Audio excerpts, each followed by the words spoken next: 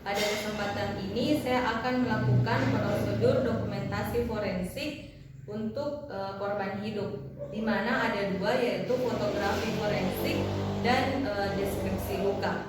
Yang pertama itu kita lakukan persiapan alat dan bahan. Adapun untuk alatnya, yang pertama di sini ada handscoon, 2 buah sarung tangan atau handscoon.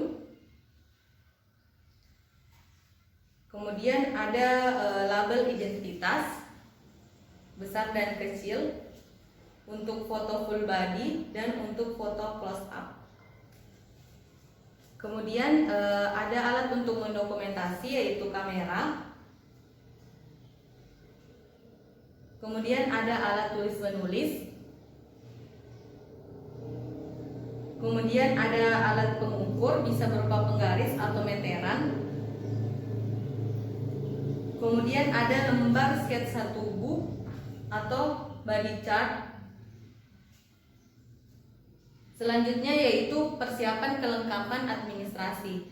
Nah, untuk kelengkapan administrasi di sini terdapat ada surat permintaan visum dari penyidik yang dibawa oleh penyidik. Kemudian ada berkas rekam medis atau inform consent dari pasien, dapat berupa tulisan ataupun lisan. Kemudian ada bukti identitas dari pasien, dapat berupa KTP atau SIM.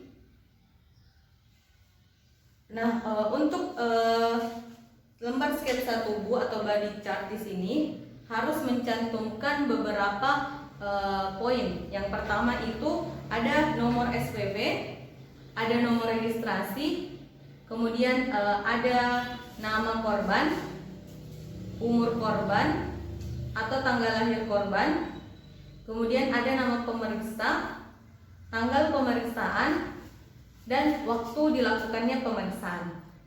Sekian untuk persiapannya.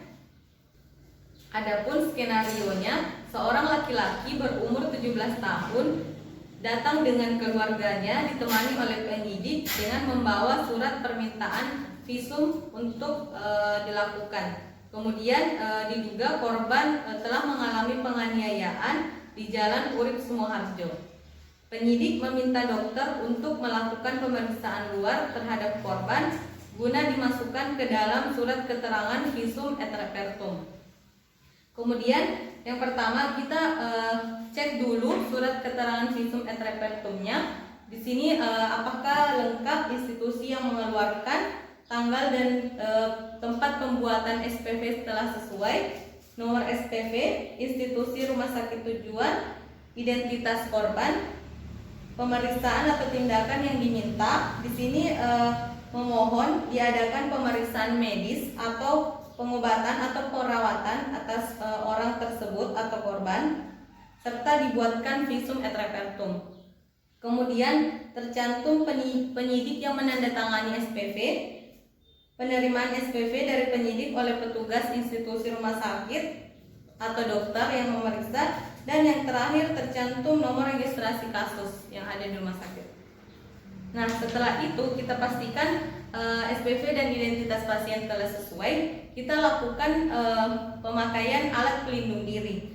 Nah, sebelum kita memakai alat pelindung diri, kita melakukan cuci tangan medis terlebih dahulu atau penggunaan antiseptik.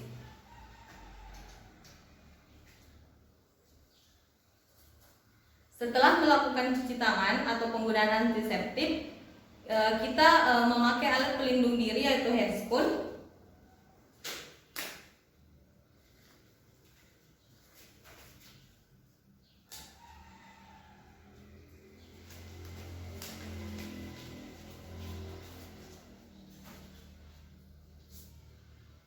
Setelah itu kita meminta pasien untuk berbaring terlentang. Kemudian kita melakukan pemeriksaan tekanan darah pada pasien dengan menggunakan stetoskop dan tensimeter. Kemudian setelah itu kita lakukan pemeriksaan fisik berupa pengukuran tinggi badan dan berat badan dan tanda-tanda vital tadi. Selanjutnya yaitu fotografi forensik. Yang pertama, kita posisikan pasien dalam posisi anatomis, bisa berdiri ataupun berbaring. Setelah itu, kita pasang pengukur tinggi badan di samping pasien atau korban. Kemudian kita pasang label identitas yang telah terisi, yang terlihat jelas di tubuh pasien, bisa di perut ataupun di kepala. Kemudian di label identitas telah terisi nomor registrasi, nama korban, umur, pemeriksa, tanggal dan waktu pemeriksaan. Setelah itu kita ambil pengambilan foto dalam posisi 90 derajat tegak lurus.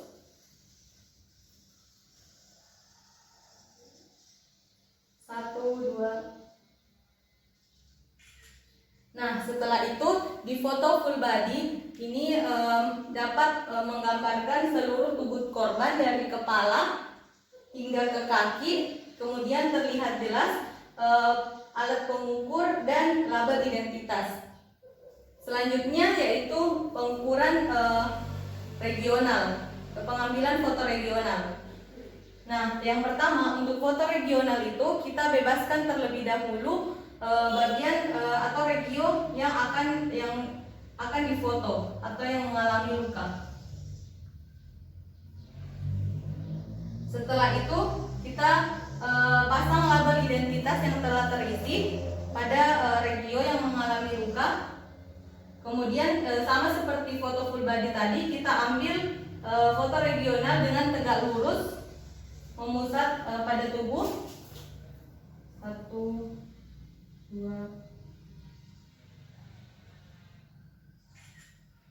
Nah, foto regional ini memuat regio di sekitar luka. Setelah itu, yang terakhir adalah foto close up. Foto sama seperti foto regional, kita bebaskan terlebih dahulu. Kemudian kita pasang lagi alat pengukur atau label identitas yang sudah terisi. Kemudian kita ambil foto close up 90 derajat tegak lurus. 1, 2. Nah, yang terakhir yaitu pengambilan foto barang-barang jika terdapat barang-barang di sekitar korban. Pada korban ini tidak ada terdapat barang-barang yang lain. Sekian untuk fotografi forensik.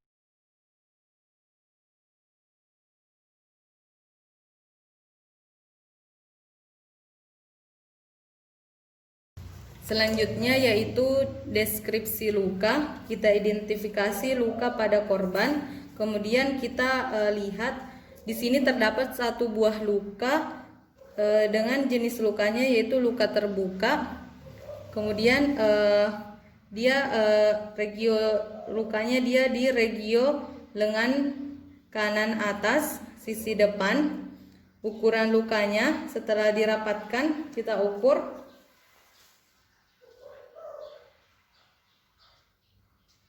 6 cm. Kemudian kita ukur juga lebarnya 1 cm. Jadi panjangnya 6 cm dan lebarnya 1 cm.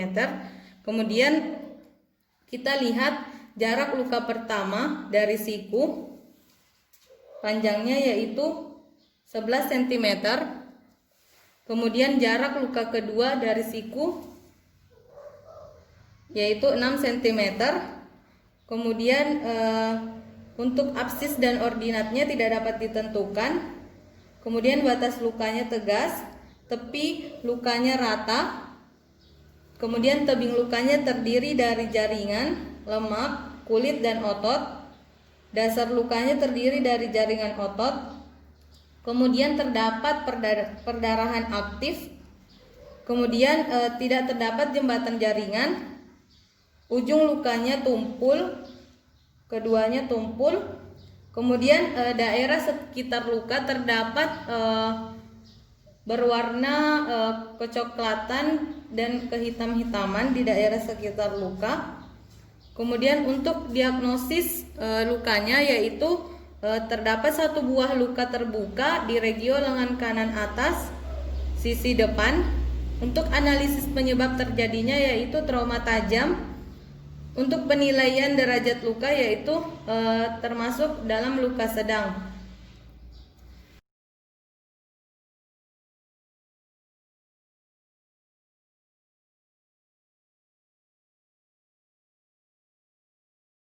Jadi selanjutnya yaitu dokumentasi pada lembar sketsa tubuh atau body chart. Yang pertama itu kita pastikan data-data mengenai nomor SPV sesuai dengan yang diisi di body chart.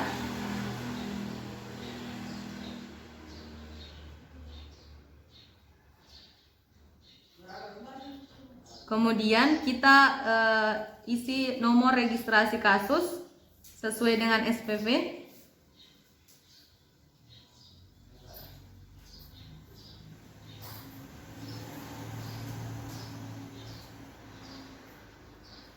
Kemudian kita isi identitas korban, namanya,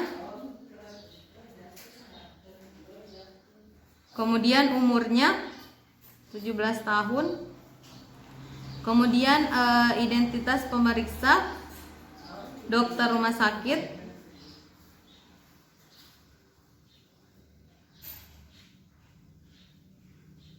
kemudian tanggal pemeriksaan yaitu tanggal 5 Agustus 2020 dan waktu pemeriksaan 13.30 WITA. Nah, selanjutnya pada body chart kita gambarkan garis yang menjadi acuan untuk menentukan aksis dan ordinat luka. Kemudian kita gambarkan luka pada body chart sesuai dengan hasil yang ditemukan tadi pada hasil pemeriksaan luka. Kemudian kita arsir luka di lengan kanan atas, regio lengan kanan atas. Kemudian kita tuliskan panjang lukanya itu tadi kita ukur 6 cm dan lebar lukanya itu 1 cm. Kemudian untuk aksis dan ordinat luka tidak terdapat. Kemudian setelah itu kita langsung dapat mengisi surat keterangan visum et repertum yang akan dilampirkan nantinya. Sekian untuk dokumentasi forensik dan deskripsi luka. Terima kasih.